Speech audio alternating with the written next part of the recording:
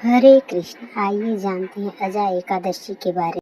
कृष्ण परम भगवान श्री मुकुंद को प्रिय है उनके भक्तों द्वारा की गई अनन्य भक्ति और सेवा।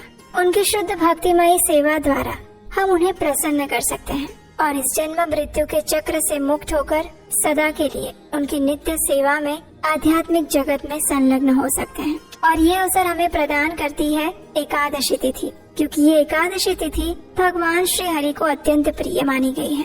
और ऐसी ही एकादशी तिथि बस कुछ ही समय में आने वाली है, जिसका नाम है अजा एकादशी।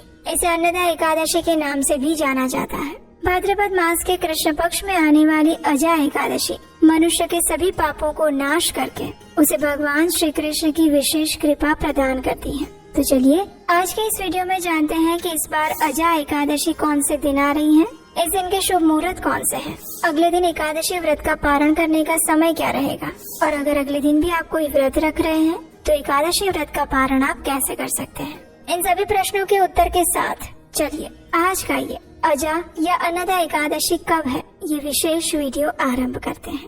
प्रत्येक वर्ष भाद्रपद मास के कृष्ण पक्ष में आती है अजा एकादशी और इस बार ये एकादशी आ रही है 19 अगस्त 2025 मंगलवार के दिन।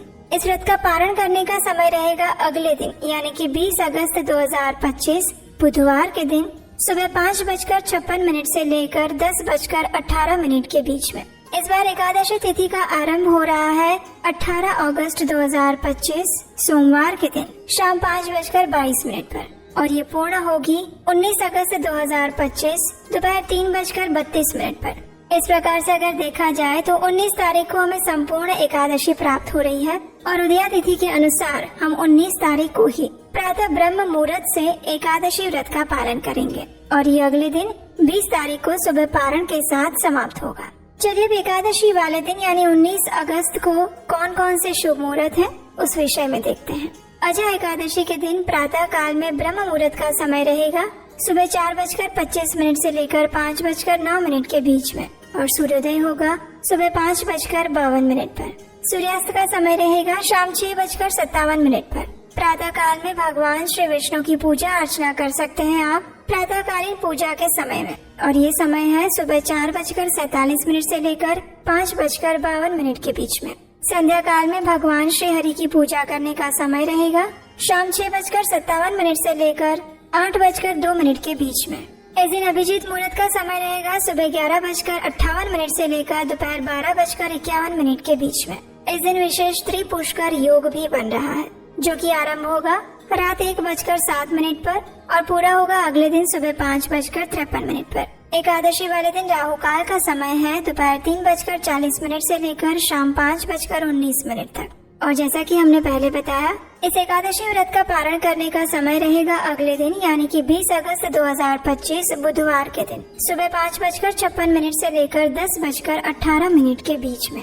अब देखिए अगले दिन यानी कि 20 तारीख को प्रदोष का यानी कि बुध प्रदोष व्रत भी आ रहा है और आप में से कई लोग इस प्रदोष व्रत का भी पालन कर रहे होंगे। तो ऐसे में एकादशी व्रत का पारण कैसे किया जाए तो इसके लिए अत्यंत सरल विधि है। एकादशी के अगले दिन जब पारण का समय आता है तब द्वादशी पर प्रातः काल में आप पारण की सभी विधि नियम अनुसार पालन कीजिए और जब आपको पारण करने का समय आए तो आप भगवान को अर्पित चावल का एक दाना लेकर पारण कर सकते हैं और उसके बाद आगे का अपना बुध प्रदोष व्रत चालू रख सकते हैं। भगवान शिव से प्रार्थना कर सकते हैं कि सिर्फ एकादशी व्रत का पारण करने के लिए आपने चावल का एक दाना लिया था और उसके बाद आप अपने प्रदोष व्रत को यथावत आगे जारी रखेंगे।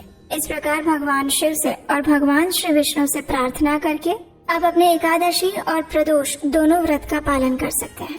कई बार हमें प्रश्न आता है कि अगर कोई महिला पीरियड्स में है, रजोकाल में है, तो उन्हें एकादशी का पालन कैसे करना चाहिए। तो देखिए पीरियड्स के दौरान आप भगवान की कोई प्रत्यक्ष पूजा सेवा नहीं कर सकते, लेकिन आप अधिक से अधिक हरे कृष्ण महामंत्र का जप कीजिए, भगवान की कथाओं को सुनिए और भगवत गीता तथा श्रीमद् भागवतम जैसे ग्रंथों का अध्ययन कीजिए, भगवान की लीलाओं का पठन कीजिए, कीर्तन कर सकते हैं और अप्रत्यक्ष रूप से सेवा कर सकते हैं। लेकिन भगवान की प्रत्यक्ष सेवा जिसमें उनका श्रृंगार आता है, उनका भोग बनाना आता है या उनके लिए पुष्पहार बनाना आता है, ऐसी कोई भी सेवा एकादशी वाले दिन या पीरियड्स के समय में किसी भी दिन में नहीं करनी चाहिए। भाद्रपद मास के कृष्ण पक्ष में आने वाली ये अजा एकादशी का उपवास जो भी व्यक्ति पालन करता है और इस दिन इंद्रियों के स्वामी भगवान ऋषिकेश की पूजा अर्चना करता है, वो सभी पापों से मुक्त हो जाता है, ऐसा हमारे शास्त्रों का कथन है। और इस एकादशी की महिमा श्रवण करने मात्र से ही व्यक्ति अपने पूर्व जन्मों के पापों से मुक्त होकर इस भौतिक जगत के सुख भोग कर आध्यात्मिक जगत को प्राप्त करता है।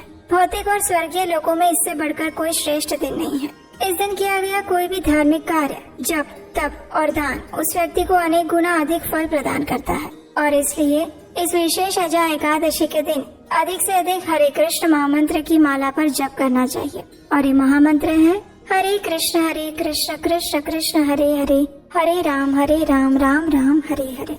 अगर आप चातुर्मास का पालन कर रहे हैं तो ये एकादशी आपके लिए सबसे महत्वपूर्ण है, जब आप अपने आध्यात्मिक कार्यों को अनेक गुना बढ़ा सकते हैं। अगर आप संपूर्ण चातुर्मास में उपवास का पालन नहीं कर पाते हैं तो कम से कम आपको चातुर्मास में आने वाली प्रत्येक एकादशी का श्रद्धा और नियम पूर्वक पालन अवश्य करना चाहिए। इससे आप अपने भक्तिमय जीवन में भी प्रगति करेंगे और भगवान श्री कृष्ण की विशेष कृपा प्राप्त करेंगे।